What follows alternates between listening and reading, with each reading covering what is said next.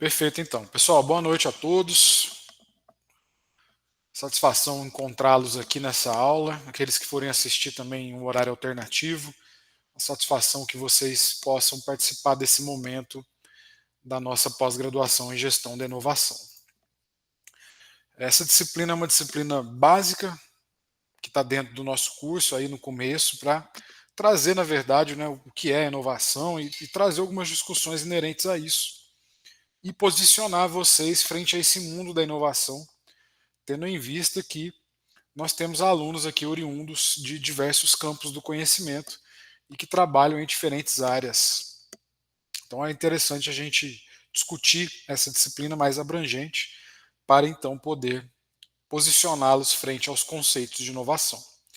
A professora Stephanie já tratou com vocês a primeira metade da disciplina, que foi aí discutida nas últimas semanas, e a segunda metade, a partir de agora, eu então vou trabalhar com vocês para que a gente possa discutir outros conceitos que a professora Stephanie não discutiu. Eu vou me apresentar, embora né, eu já tenha feito isso em outros momentos oportunos, mas acho que sempre é válido a gente ter esse momento de apresentação para que eu possa situar para vocês, né, como que eu estou, como que eu cheguei aqui, né, como que eu apareci dentro desse curso, né, eu não caí aqui de paraquedas. Então vamos lá, gente. Meu nome é João Francisco, eu sou professor efetivo do Instituto Federal do Sul de Minas. Atualmente eu estou lotado no campus Passos e atuo na área de administração, fazendo pesquisas principalmente nas áreas de gestão da inovação e empreendedorismo, que foram as áreas, né, de formação minha dentro do meu doutorado. Eu fiz doutorado no programa de doutorado de inovação tecnológica da Universidade Federal de Minas Gerais, né, que fica lá em Belo Horizonte. E aí eu concluí esse doutorado no ano de 2020 e desde então eu atuo fazendo pesquisas, lecionando nessas disciplinas de inovação, empreendedorismo, mas também trabalho com administração estratégica, metodologias de pesquisa em administração, metodologias qualitativas em administração. E também, no último ano, realizei um pós-doutorado em economia na UFMG, em Belo Horizonte, em que eu conduzi um estudo sobre as mudanças no sistema regional de inovação de Minas Gerais nos últimos 20 anos. Então, dentro do meu pós-doutorado, eu desenvolvi um estudo buscando compreender, mapear quais foram as mudanças que ocorreram no sistema de inovação de Minas Gerais nos últimos 20 anos. Então, basicamente é isso, gente. Eu já atuei como professor de pós-graduação, de cursos técnicos, de graduação ainda atuo, e gosto muito do que faço e sou muito feliz como professor. Estou aqui para ajudá-los, para que a gente possa construir conhecimento de forma conjunta e coletiva, tendo em vista que eu acredito nisso, na educação, na ciência, na tecnologia, e cumprindo o meu dever de professor do IF Sul de Minas, prezando também pela minha instituição, pelo nosso curso e pelo nome que nós temos a zelar. Bom, o meu e-mail está colocado na tela para vocês, é joão.sarno@ifsuldeminas.edu.br. Eu estou à disposição de vocês, tá? Nesse endereço de e-mail, mas também eu gostaria que vocês, caso precisassem, me contactassem pelo nosso ambiente virtual de aprendizagem, o AVA. E também nós temos o nosso tutor do curso, que também está à disposição de vocês para fazer qualquer atendimento, tirar dúvidas, né? Esclarecer qualquer coisa que for necessário durante esse percurso. Bom, dito isso, pessoal, vamos lá então para a cerejinha do nosso bolo, né, que é a nossa disciplina, que nós estamos aí discutindo agora, essa segunda metade aí que ficou comigo. Pessoal, nós vamos discutir na aula de hoje estratégias de inovação. Uma empresa ela não se torna, né, seja ela pública, privada, ela não se torna inovadora de um dia para o outro. E, para que isso ocorra, ela tem que pensar e estruturar estratégias de inovação para que ela comece, então, a alterar a sua cultura organizacional, pensando em formar uma cultura que seja inovadora. Essas estratégias que eu vou discutir na aula com vocês são estratégias mais amplas, mais genéricas, tá? Embora nós tenhamos estratégias de inovação que sejam aplicadas a setores específicos. Eu não vou dar, né, uma pincelada nos setores específicos, mas eu vou dizer que isso existe. Por exemplo, as empresas que a gente considera de baixa tecnologia ou de baixa inovação tecnológica, como por exemplo indústrias de alimentos e bebidas, elas são empresas que inovam. Mas as estratégias de inovação dessas empresas, por ser de um setor altamente específico, são muito específicas. E aí nós temos estudos que fazem justamente a compreensão, que buscam compreender quais são as estratégias de inovação desses setores específicos. No meu doutorado eu fiz isso. No meu doutorado eu busquei compreender como ocorrem as inovações e verificar as estratégias de inovação de empresas de um setor específico que foi o setor de cervejarias artesanais, tá? Então, no meu doutorado eu estudei basicamente isso. Quais são as estratégias de inovação das cervejarias artesanais? E aí eu fiz um recorte na época para as cervejarias artesanais de Belo Horizonte. Então percebam que foi um nicho muito específico. Foi ali dentro da indústria de alimentos e bebidas, e aí eu fui direto para um nicho mais específico ainda, que foram as cervejarias artesanais. E aí eu fiz um estudo buscando compreender as estratégias de inovação desse setor específico. Caso alguém tenha interesse de estudar, né, esse tema e ir mais a fundo das estratégias de inovação desse setor específico, eu posso depois encaminhar para vocês aí os artigos que eu escrevi, publiquei sobre isso, até a minha tese, posso deixar disponível, enfim, tudo isso aí a gente encaminha fácil para vocês. Porém, diferentemente daquilo que eu estudei no doutorado, hoje nós vamos ver as estratégias de modo mais genérico, que podem ser as estratégias, vamos dizer assim, aplicáveis a praticamente todas as empresas e que são mais abrangentes, tendo em vista que nós temos aqui profissionais de diferentes áreas que atuam em diferentes empresas e podem estar pensando, né, nesse sentido de como pensar em estratégias de inovação específicas para setores diversos, ok? Vamos lá então, gente. A primeira estratégia que eu vou discutir com vocês é a racionalista. Ela vem de origem militar, né? A gente sabe que a administração estratégica ela tem essa discussão dentro das organizações militares. E quando a gente pensa numa estratégia racionalista para criar uma estratégia de inovação numa empresa, nós temos que entender que esse tipo de estratégia ele é dividido em etapas ou passos. Então a primeira ideia é descrever, compreender e analisar o cenário da empresa. Depois a gente busca determinar um plano de ação baseado nessa análise. Então a gente faz um diagnóstico. Feito o diagnóstico, a gente vai então estruturar ações para analisar. E por fim, a gente vai executar o plano de ação. É um modelo linear de pensar em estruturar uma estratégia de inovação. Então a gente tem aí o equivalente corporativo nesse sentido é a análise SWOT, né? A gente vai analisar também força, fraqueza, à luz de oportunidades e ameaças externas. Então é entender, gente, que a estratégia racionalista, quando a gente vai adotar ela pensando em inovar, a gente segue um roteiro, a gente segue um padrão. É um caminho que pode ser seguido, tá? Não quer dizer que ele é o melhor, não quer dizer que ele é o pior, mas que é uma possibilidade para aquela empresa que busca a inovação tecnológica. Seguindo adiante, a gente tem a estratégia incrementalista. Né? A gente sabe que, enquanto gestor, nós vamos sempre trabalhar num cenário de incerteza.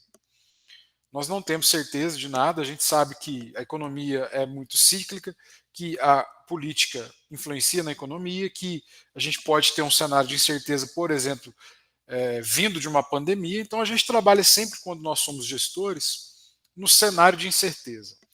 E aí, quando a gente tem uma estratégia voltada à inovação, vinda da lógica incrementalista, esses caras vão dizer que o total conhecimento da complexidade e da mudança é impossível de ser alcançado. Então a gente não consegue compreender, a gente não tem capacidade de entender e de ter o total conhecimento para fazer a mudança. A gente não consegue, obviamente, prever o futuro e por isso, então, a gente vai ter uma estratégia limitada.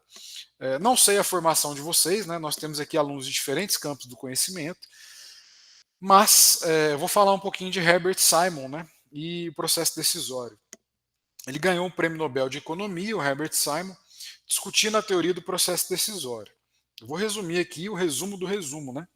Mas ele diz que, dentro do contexto da teoria dele, que não existe tomada de decisão perfeita, mas sim a tomada de decisão mais adequada para todo momento. Porque ele fala que o homem tem o que ele chamou de racionalidade limitada, ou seja, o homem não consegue, não tem a capacidade cognitiva de inteligência e de processamento, né, desses dados no cérebro, de analisar todas as variáveis que existem para tomar a decisão perfeita. Por isso mesmo, então, ele diz que a nossa racionalidade é limitada e ele vai dizer isso, que o processo decisório é influenciado por essa racionalidade, culminando então para um processo decisório que nunca será perfeito, mas sim mais adequado para aquele momento. Então a gente tem que entender, né, e aí colocando aqui para todas as profissões que nós temos dentro desse curso, muito provavelmente a gente deve ter administrador, contador, economista, engenheiro, pessoal do direito, entre outras áreas, né? A gente não consegue seguir isso ao pé da letra, né? Então a gente tem que adaptar as estratégias frente às necessidades da empresa e pensando que nós estamos vivendo um cenário de incerteza dentro desse contexto.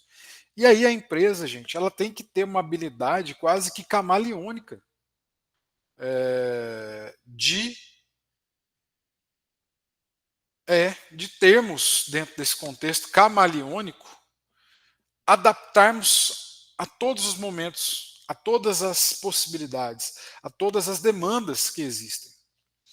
Então a gente, enquanto gestor, tem que ter esse feeling de entender como a nossa empresa se porta, como a nossa organização se porta, entender que nós temos um cenário de incerteza e que mais do que isso, nós temos que preparar nossa estratégia frente a esse mundo que a gente tem hoje de alta informação, autoconhecimento, e nós temos que buscar sempre ter uma estratégia de inovação que vai estar vinculada a esse cenário.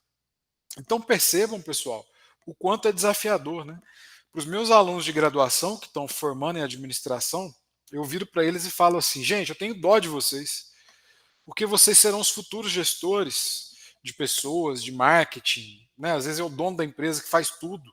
Quando a gente pensa numa empresa pequena ou micro pequena empresa, eu viro para eles e falo, eu tenho dó de vocês, porque vocês serão gestores nesse mundo maluco, né?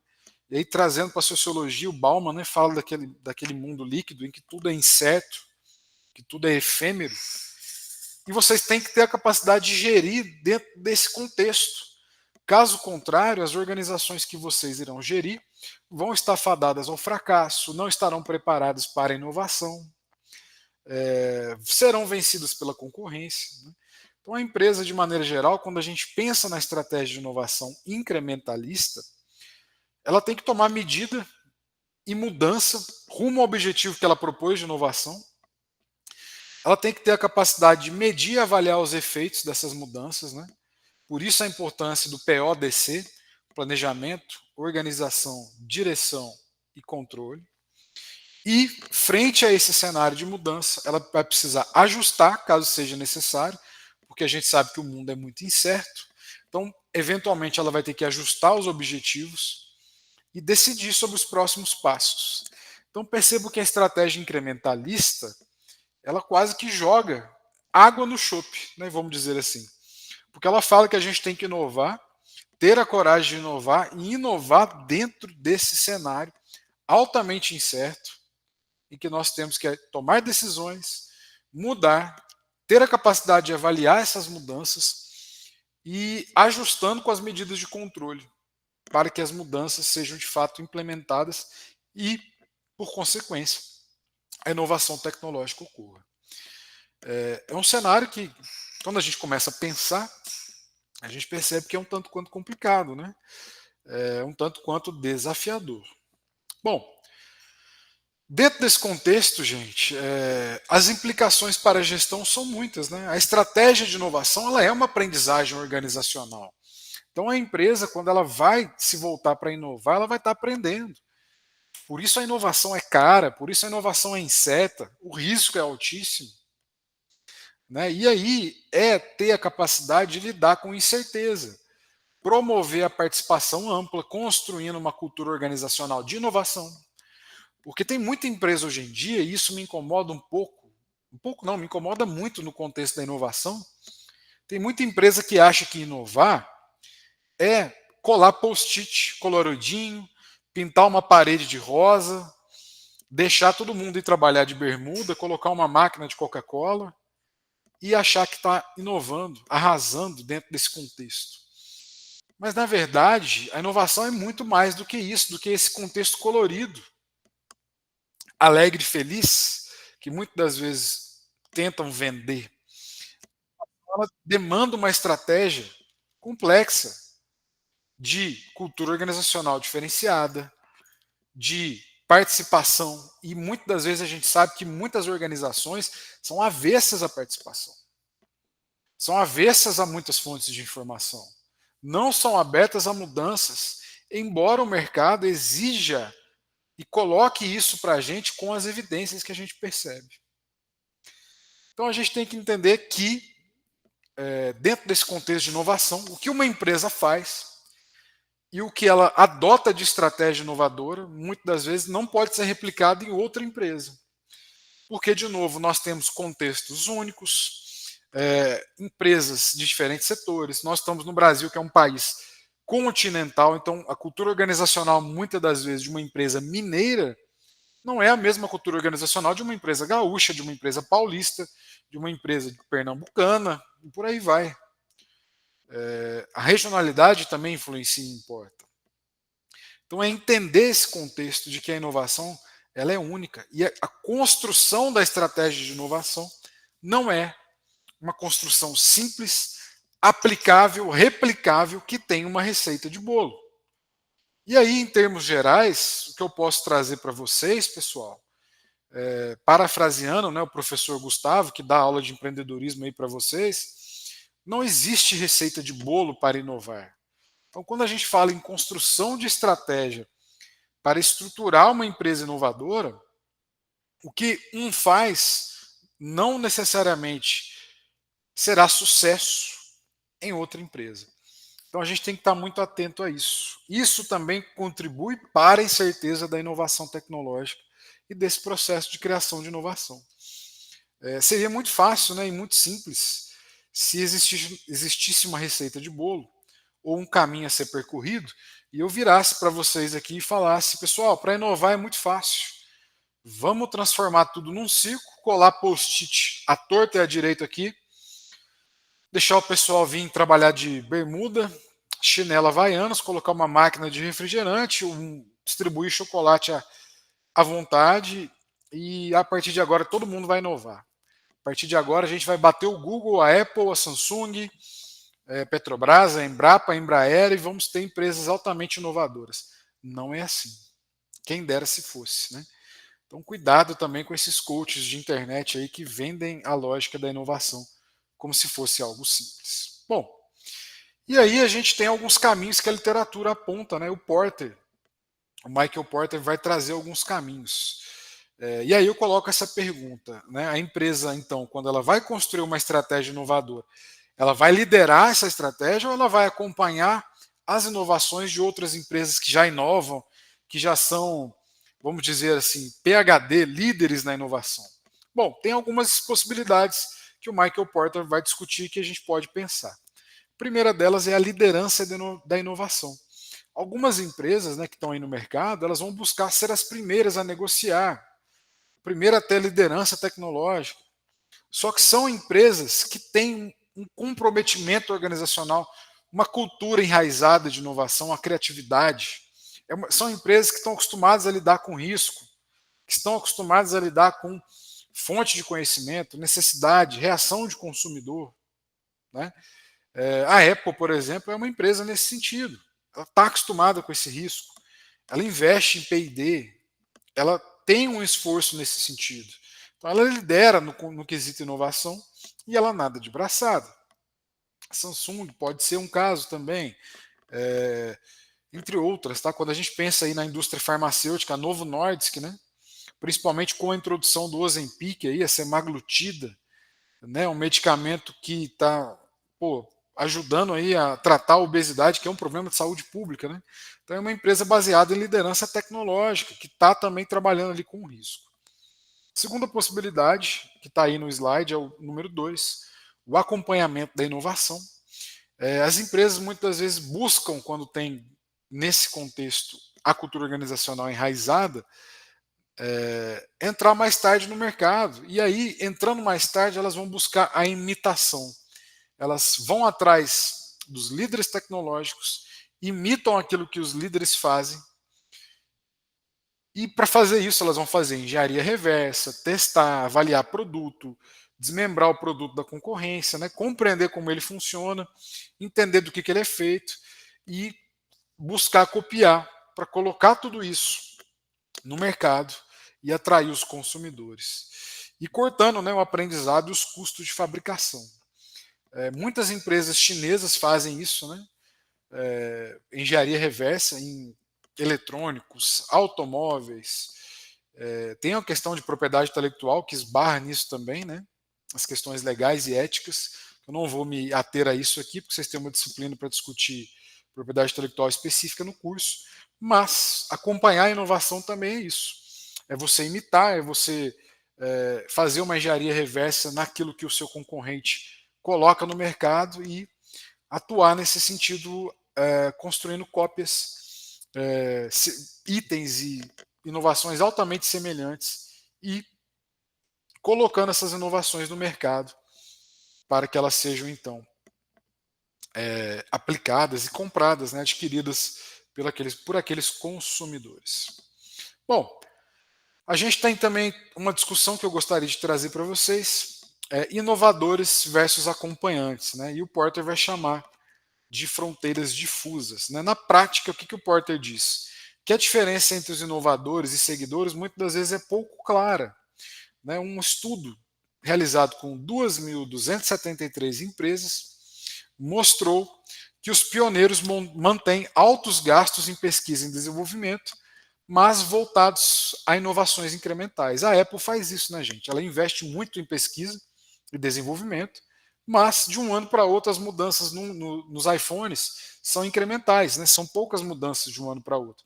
Alguma coisa no design, muito provavelmente alguma coisa no hardware ali, mas poucas alterações e nada mais. Então essas empresas, em vez delas lidarem com grandes rupturas, eles apostam no pioneirismo dele, exploram as competências e vão fazendo melhorias contínuas de um ano para o outro.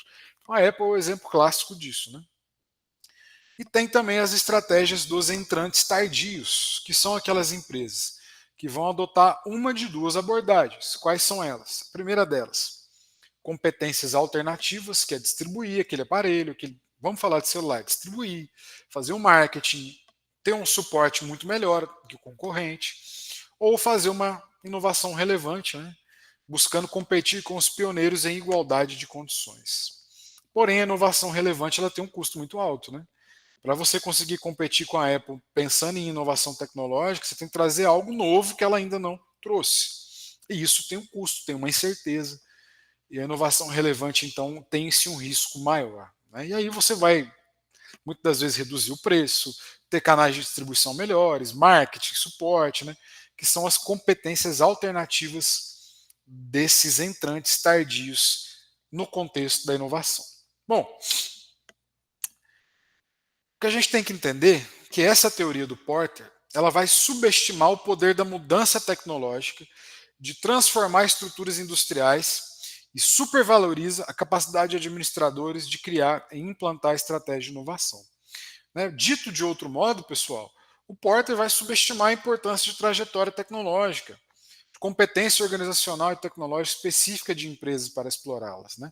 Então a teoria dele tem essas pequenas limitações, como qualquer outra teoria que a gente estuda aí dentro desse contexto de inovação, né? Então ele tentou trazer uma leitura e essa leitura tem algumas falhas, vamos dizer assim, que são lacunas que não foram preenchidas, que podemos ter alterações nessas estratégias, pensando nesses contextos que ficaram para trás. Bom, uma outra estratégia que a gente pode pensar para tornar a nossa empresa inovadora é a estratégia ofensiva. A estratégia ofensiva é feita por aquelas empresas que buscam a liderança tecnológica em determinados segmentos da indústria, e a inovação pode estar no projeto do produto, no processo de produção, no modelo de negócio, na forma de prestação de um serviço, no modo como que a empresa se relaciona com clientes, na logística de distribuição ou no desenvolvimento de design. A logística de distribuição é muito curioso, gente, porque exemplos assim clássicos que a gente tem no Brasil é o Mercado Livre e também a Amazon, né? O Brasil a gente sabe que tem uma logística complicadíssima, é um país gigante, com um problema de transporte. A gente está com uma economia calçada no modal, né? No transporte rodoviário. É caro, as nossas rodovias são horrorosas, o nosso país é muito grande, e dentro desse contexto, a Amazon e o Mercado Livre têm uma estratégia de logística excelente, que consegue entregar com agilidade, rapidez, uma falha baixíssima, e é uma estratégia ofensiva, que buscar a liderança nesse segmento, né? Então, assim, esse setor de varejo é fantástico nesse sentido. Nisso, o professor Gustavo também pode trazer algumas leituras com vocês, embora ele esteja discutindo empreendedorismo, ele é craque no varejo e pode contribuir também nesse sentido. Agora, na estratégia ofensiva, o inovador ele vai correr muito risco, né? Porque muitas das vezes na ofensiva ele vai estar sendo pioneiro. E a inovação, quando é pioneira, o risco é muito maior, porque ninguém fez aquilo, você tem que prototipar muitas vezes, tem um custo muito grande, a ideia não foi testada, você não sabe qual será a reação do mercado para aquela inovação. Por mais que você faça pesquisa de mercado, tente ter respostas para suas dúvidas. Então a estratégia ofensiva, ela, embora seja muito interessante, o risco é muito alto. Bom, dentro da estratégia ofensiva, a empresa que adota esse tipo de estratégia, ela deve estar preparada para investir em longo prazo. Então não é uma estratégia que vai trazer retorno rápido. A empresa tem que ter em mente que ela vai ter que assumir muitos riscos, não pode esperar retorno imediato, né? Porque os clientes muitas das vezes serão induzidos a experimentar um produto novo, um serviço novo. Então você não sabe como que o cliente vai se comportar frente àquela inovação. Agora, pequenas empresas também podem adotar estratégias ofensivas, tá? A gente não precisa pensar que essas estratégias são de empresas gigantes, né, como a Amazon, Mercado Livre, por exemplo. Agora, para elas é mais difícil, mas quando a gente pensa em pequenas empresas que vêm de incubadores de empresas, de universidades, né, o FMG tem, aqui o Instituto Federal do Sul de Minas tem, USP, PUC, Federal de Viçosa, Federal de Pernambuco, enfim, as universidades públicas no Brasil e as particulares de ponta costumam ter incubadores de empresa que possuem empresas que vão adotar estratégias ofensivas, tá? E tem também os spin-off acadêmicos, né? Então, existem casos de empresas pequenas que podem adotar essas estratégias, mas dentro de um processo de incubação. Tudo isso vai ser testado para que o risco seja reduzido dentro desse contexto. Bom, a estratégia defensiva é uma outra possibilidade, né? Então, a empresa que adota esse tipo de estratégia não quer ocorrer o risco de ser a primeira a inovar. Porque, como eu falei para vocês, ser pioneiro tem um preço. Mas também não quer ser deixada para trás, né? Então ela não quer ser aquela tartaruga, mas também não quer ser o coelho. Ela quer ficar nessa corrida da inovação no meio termo. Então ela espera aprender com os erros dos pioneiros, aproveitar a abertura de um novo mercado e oferecer soluções mais seguras e consistentes. Então percebam que quando a gente tem uma estratégia de inovação defensiva, a gente tem uma aversão ao risco por essas empresas, mas elas também não querem deixar de inovar. Muitas das vezes, esse tipo de empresa que vai adotar uma estratégia defensiva, essa empresa tem uma marca conhecida no mercado e conta com boa capacitação em áreas complementares, produção, distribuição, entre outras, e vai aproveitar essas vantagens para superar os inovadores ofensivos. No setor de bebidas, nós temos muito isso, né, gente?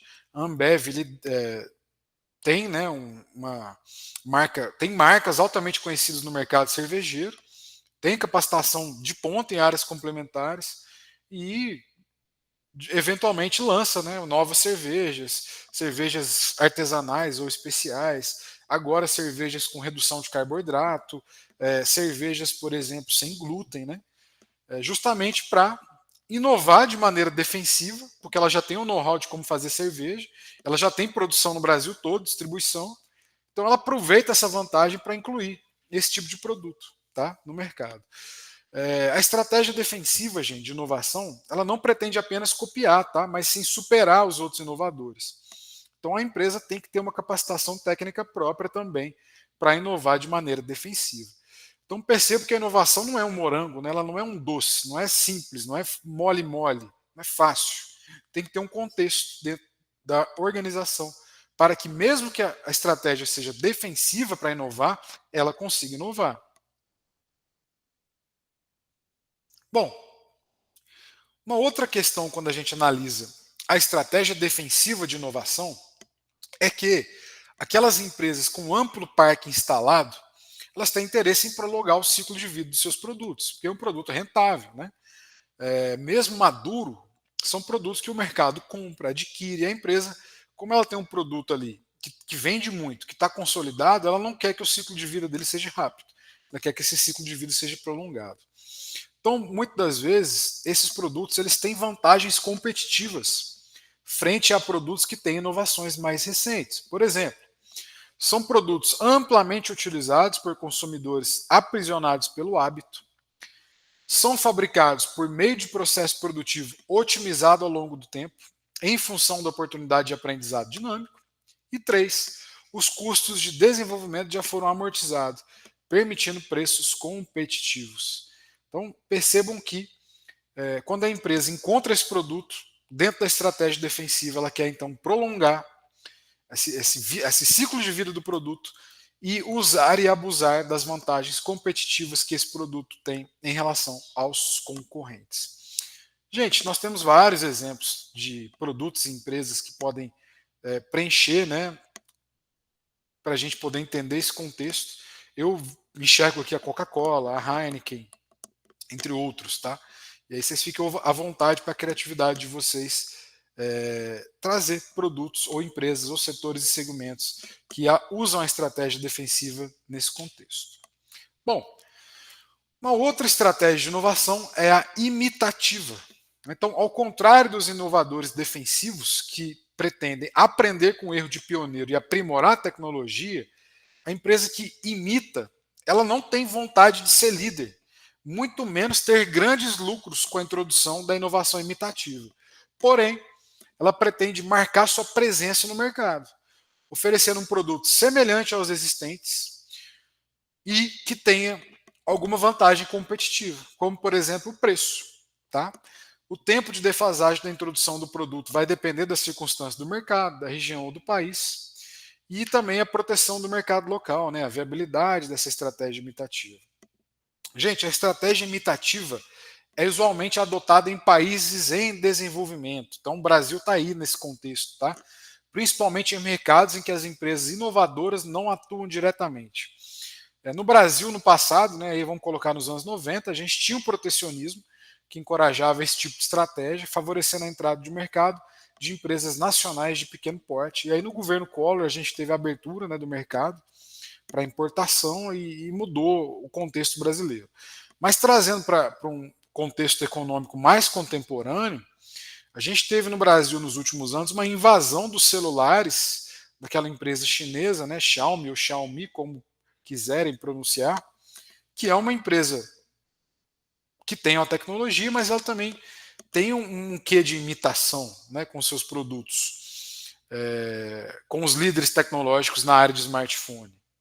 E foi desenvolvido dentro de um país que hoje investe muito em pesquisa, né, ciência e tecnologia, que é a China, e são os celulares aí que estão amplamente sendo aceitos no mercado brasileiro, né, que é um país em desenvolvimento. Então é uma estratégia também que a gente deve pensar e não descartar, tá? A depender daquilo que a empresa de vocês pretende inovar. Bom, dentro ainda da estratégia imitativa, essas empresas que adotam essa estratégia, elas têm fontes de tecnologia, muitas das vezes comprando a licença de fabricação de outra empresa, fazendo parcerias, joint venture, por exemplo, realizando engenharia reversa ou simplesmente copiando o produto existente no mercado. Tá? Para que essa empresa que tem estratégia de inovação imitativa realize ela de forma independente, ela precisa contar com um certo nível de capacitação técnica. Ou seja, ela tem que ter o P&D para realizar essa imitação. Agora, quando a tecnologia que ela vai imitar já está difundida, muitas das vezes ela consegue imitar a custos baixos, né? Porque ela vai contratar consultor especializado, técnico de empresa concorrente, acesso à informação técnica publicada, ela vai ter acesso à patente que já está vencida, expirada, né? Então, tudo isso contribui para que ela consiga imitar. E as empresas de pequeno porte que participam de setores menos vulneráveis à mudança tecnológica adotam então as estratégias imitativas, tá? Até porque, como eu falei para vocês, inovar é incerto, é caro e muitas das vezes a única maneira de inovar é imitando. Bom, uma outra estratégia que a gente tem é a dependente. As empresas que adotam esse tipo de estratégia, elas assumem um papel subordinado em relação a outras empresas mais fortes, mais desenvolvidas, maiores, mais ricas.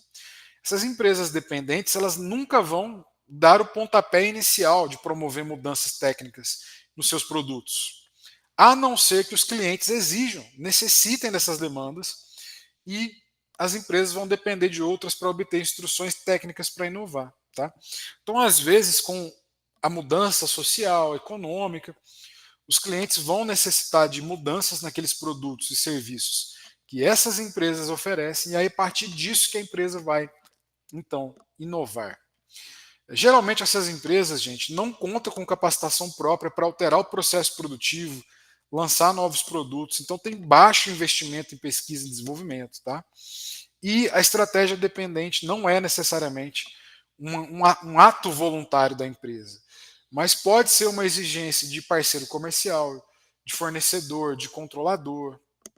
E existem, pelo menos na literatura, 4 tipos de modelo de negócios que se apoiam em estratégias dependentes. Tá? Quais serão? Vamos tentar entender.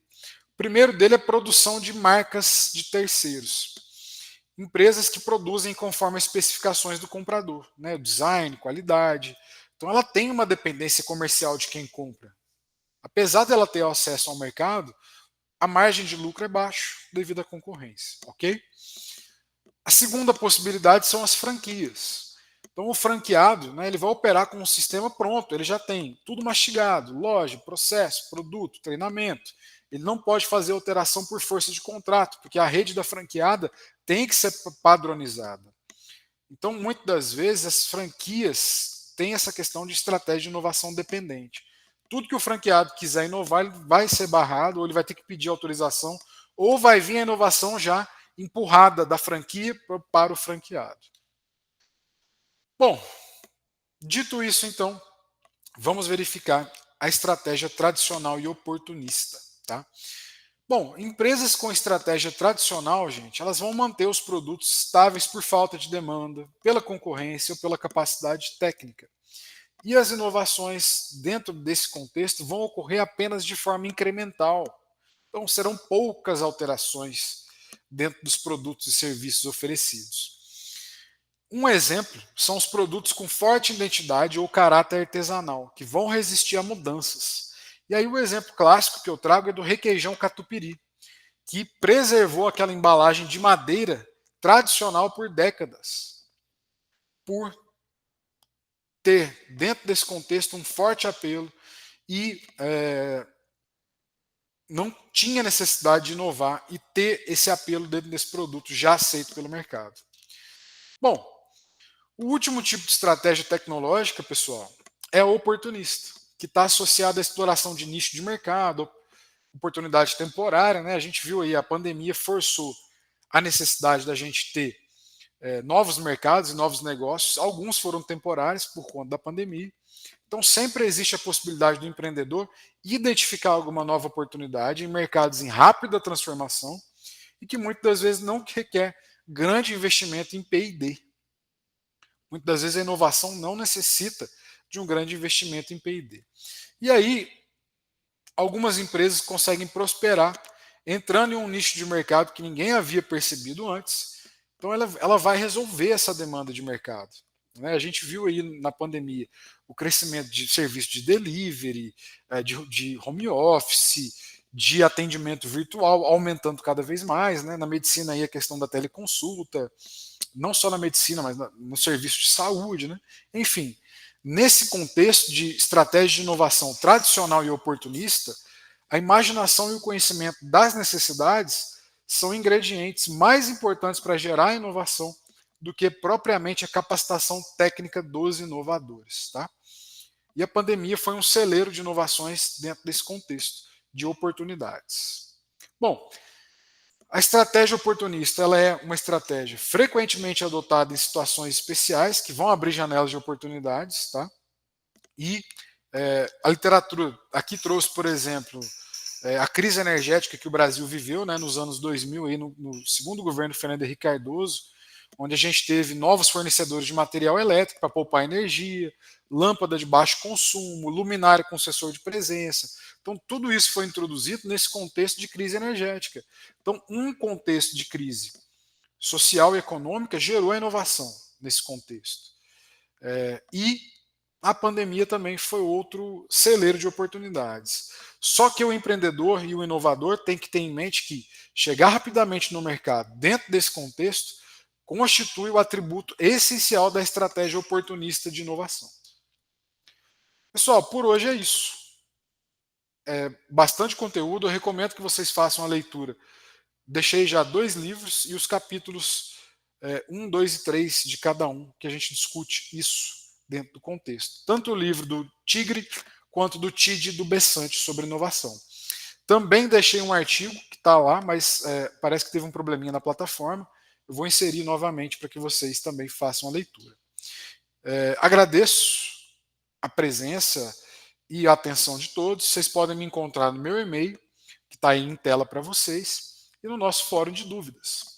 E trago aqui também as referências da aula de hoje, que a gente fez essa discussão com vocês de estratégias de inovação. Deixando claro que eu abordei estratégias mais genéricas, mas que também existem estratégias específicas de inovação para setores específicos da economia. Pessoal, vou fazer uma pausa aqui